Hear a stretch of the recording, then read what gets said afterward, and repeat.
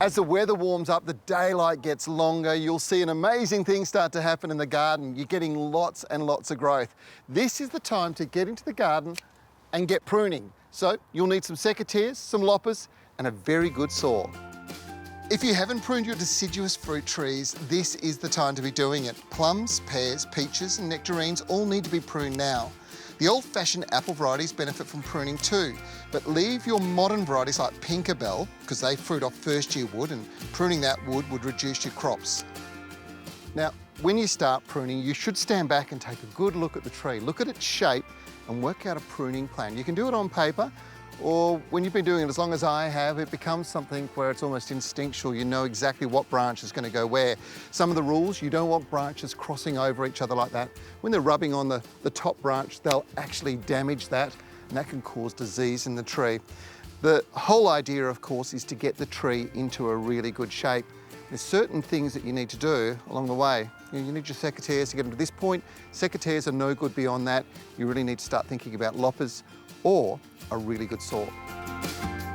This is my new go-to. I used to have loppers and a handsaw. Now I've got this amazing battery-powered beauty from Stihl, the GTA 26. It's a lightweight 1.4 kilo pruner that powerfully carves through branches as thick as 8 centimetres easily. What's so good about this is the versatility, just how easy it is to use. The first question that gets asked with any battery-operated tool is how long does the battery actually last? Well, this battery-operated hand pruner is incredibly effective. In fact, you'll get up to 80 cuts of a 4 centimetre diameter branch. Now, that's not that big, it's that big. 80 cuts, pop it back on charge, and then get back out into the garden again. My goal here is to reduce the vigorous upright growth and take out those crossing branches. Always cut to a 45-degree angle if you can. But this tool is so efficient, its Piccolo Micro 3 saw chain makes whatever you're cutting through look like it's cutting through butter. Honestly, it doesn't matter if it's your roses or fruit trees, this is now my standard go-to tool.